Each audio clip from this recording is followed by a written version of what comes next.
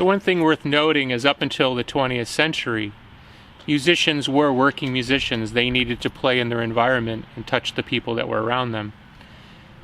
And one interview that I saw with a musicologist was pointing out that artists like Charlie Patton, who would have played here, wasn't just playing blues, he was playing popular songs of the day. The unfortunate thing is that those songs weren't recorded because the people recording people like Charlie Patton in the 1920s and 30s and 40s weren't interested in those versions of those songs.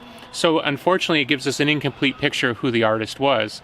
Yes, we have this incredible music that endures, which is almost like a crystalline legacy of influence.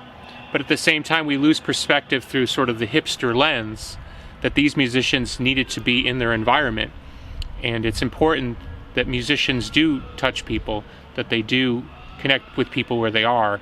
And when people who aren't musicians come in and tell musicians how to play, that's usually where the trouble begins.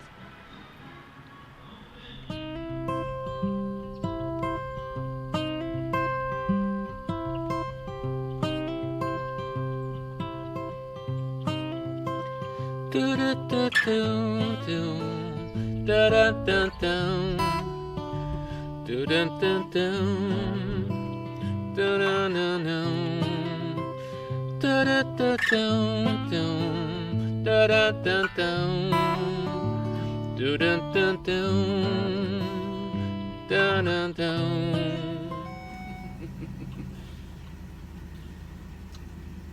It's like when people who don't play guitar pretend to play guitar, though. I'm going to the home of the blues.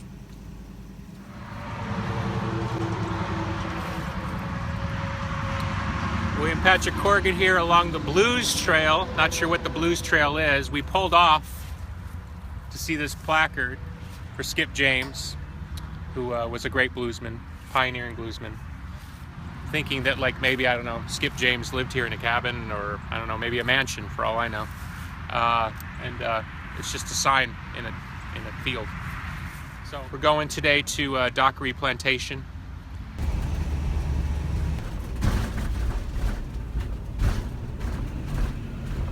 County of Yazoo.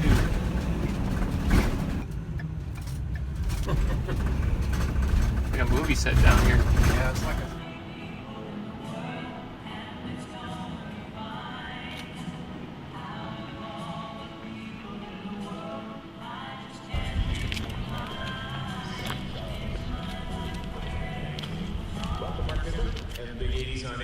The seventh studio album from Air Supply was their last U.S. platinum release.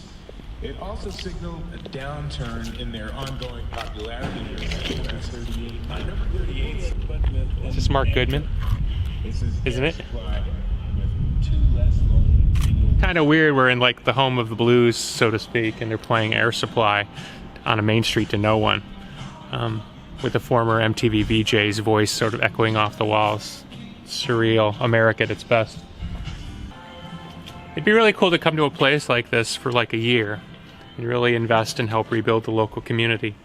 Get our artists to come and play and create spaces and bring in dealers, and be an interesting project. Make for a good reality TV show.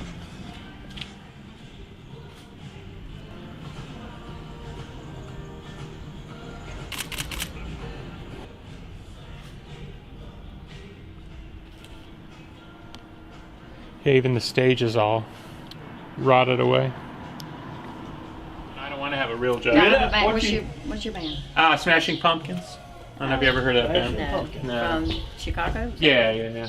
Okay. Rub shoulders with all the big dogs. That's right. What was like the heyday of the street, like the peak of when every shop was full and...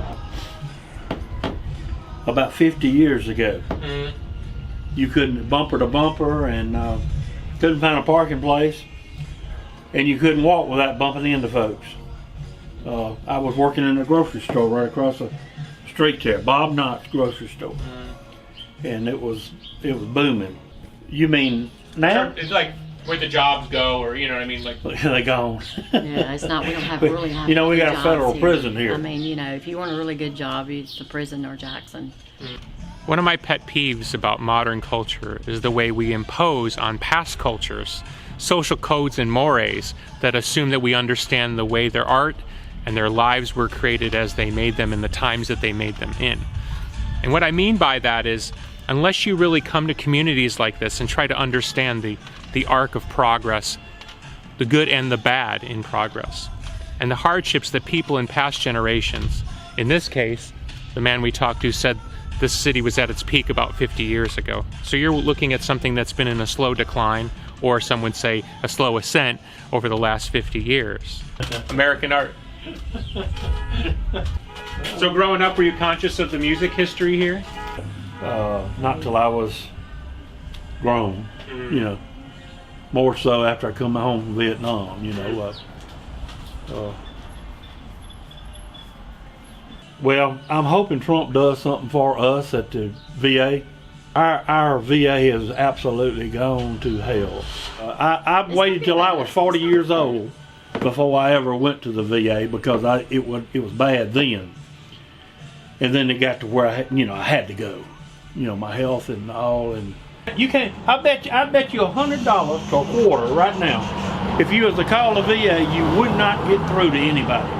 All you'd get is recordings. And get hung up on 2 or 3 times. You know, I come from a lot of military in my family, and the way we've treated our military vets it's a national disgrace. It is. It really is, and I feel real strong about it. Yeah, because you served. You know what I mean? You made that sacrifice. I mean, most of us don't even know. We have an idea, but we don't understand it. You know? Not a clue.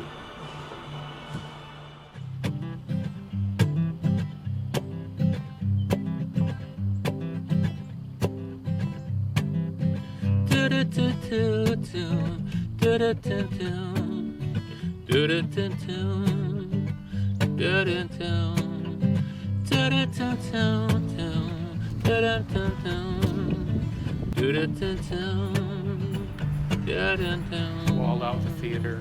So the ceiling's still in there, and there's a few things. Strange. But the preservation societies don't want this kind of stuff being ripped down, because they hope someday they're going to bring the theater back. You know? Even if you try to get somebody to make this, good luck at getting somebody to make that.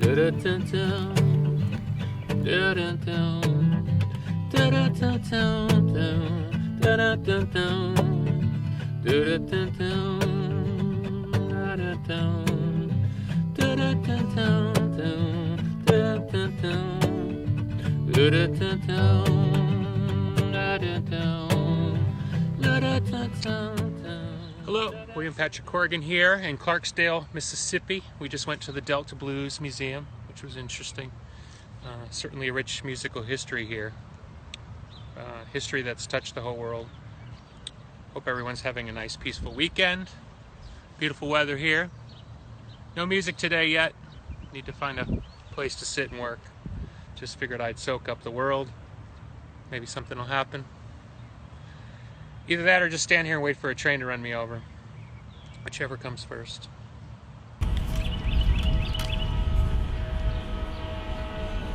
Hold still, Joseph.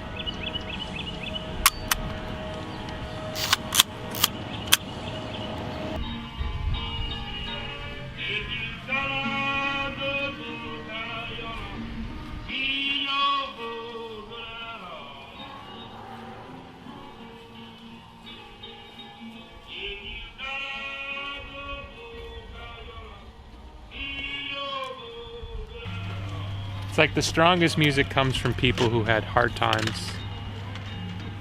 And you really feel that being here on this farm.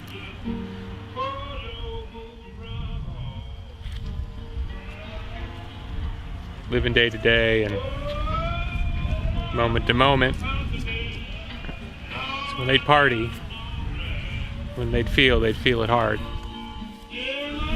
So I watched a documentary, and if you look over here, over that bit of water, there used to be a bridge.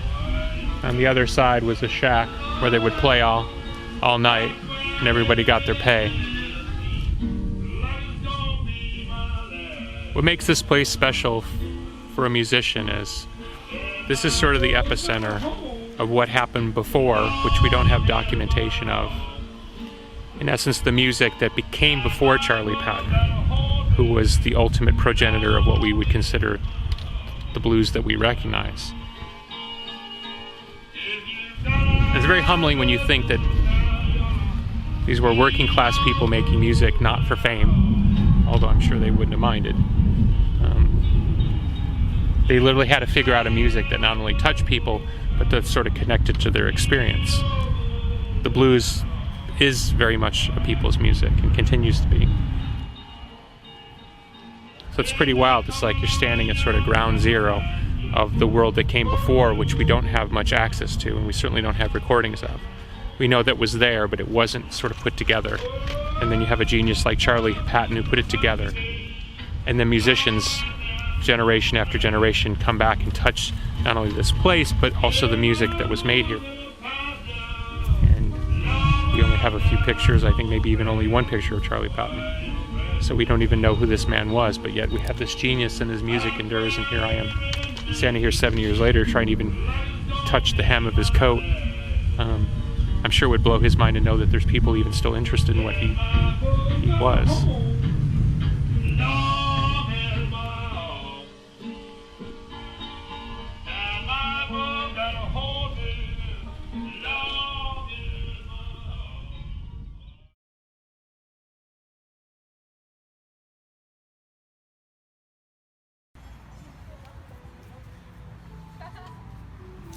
Here we are at the Copper Kettle T-Bar. And I know WPC has been here. I know he has. He always stops at the T-Bars. You know, my grandpappy, my great-great-grandpappy on the third side of my mother's generation, he came up with a specialty, a nitric acid, iocane powder, sarsaparilla, raspberry, lime, pomegranate. And it was very special. And I think I'm gonna go see if they have a little bit of that. And I'm gonna keep on this hunt for WPC.